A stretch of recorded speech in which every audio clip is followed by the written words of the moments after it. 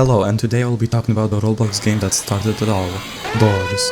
If you remember from like a year ago, I mentioned Doors in a video about playing 3 different scary games on Roblox, which I ended the segment at the elevator crash. Well, because there wasn't the mines section when I started making this video, but now not only there are the mines, but as well there are new subfloors like the back rooms and the outside. And with that, it's time to explain. Wait, what is that? Did you hear that?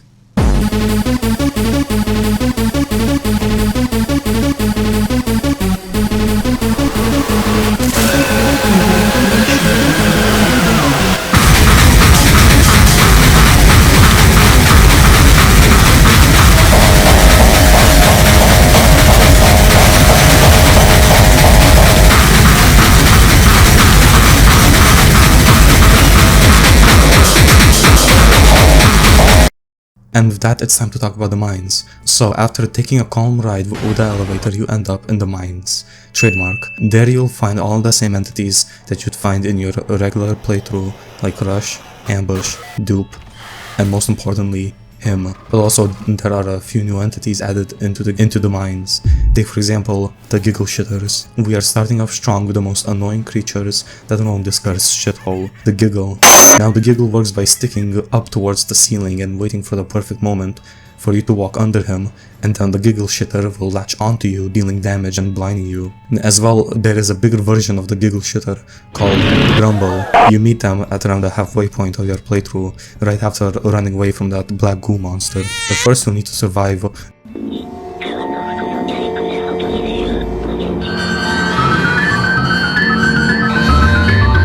and all the other entities before you could even reach Seek. But hey, at least afterwards you get to meet Jeff. As well, we have Louie, the rat that hides in special rooms, and you could trade with him.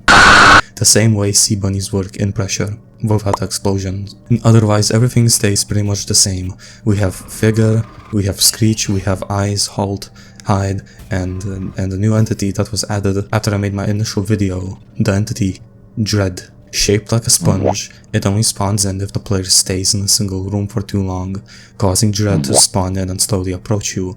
If he touches you inappropriately, you will instantly die. Next, there is a new Seek chase, where instead of running through hallways, you run through the mines, and jump, and later get into a cart, and you have to dodge shit without going the wrong direction. If you manage to pass the Figure and Seek, say hello to the ultimate Giggle Shitter. Here you need to activate 5 separate beacons that are scattered around the area. You'll need to go through the tunnels of Vietnam to find all of the 5 beacons, without the hungry super shitters getting you and starting to munch on you. But once you finally input all of the right numbers in all 5 beacons, you go back, press the button, and voila, you've only completed the first half of the mines. Now you're in the sewers, where you will meet Seek again, which you will need to run away from through the New York sewage system, and at the end you'll fight Seek again. Strangely enough, he has turned himself into Screamer, and now you need to twist the pipes in order to flush him down the toilet. And so finally, once you climb up the stairs, you go ahead and open those gates, completing the mines floor. Oh, did I tell you about the subfloors? Remember the room subfloor I've talked about in the first video? Well, there's another, the Backdoor. In the subfloor, the main enemy that you'll have to deal with is Haste. Once you open the first door, a timer will start and an additional lever will appear in front of you. These levers will be your lifeline, because otherwise if you run out of time, then this fella will come towards you and kill you. As well, we also have Blitz. Blitz is a combination of Rush and Ambush, going past you and after going back to the same room that you're in, which is why it is recommended to stay in the closet for a little bit longer, because you never know when Blitz is going to rebound and end your run. Then we have the Look Man. He appears in the dark, and if you look at him, you'll take damage.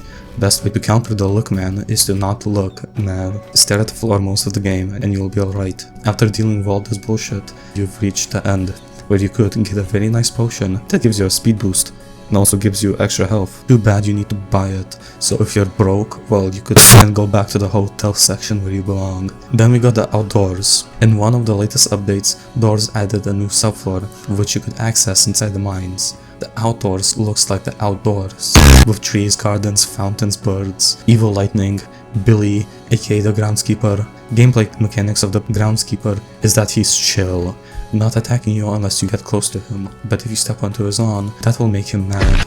Do that enough times and he will start chasing you, later on killing you and having you start the entire process of getting to the outdoor subfloor. Otherwise, he's just a chill guy.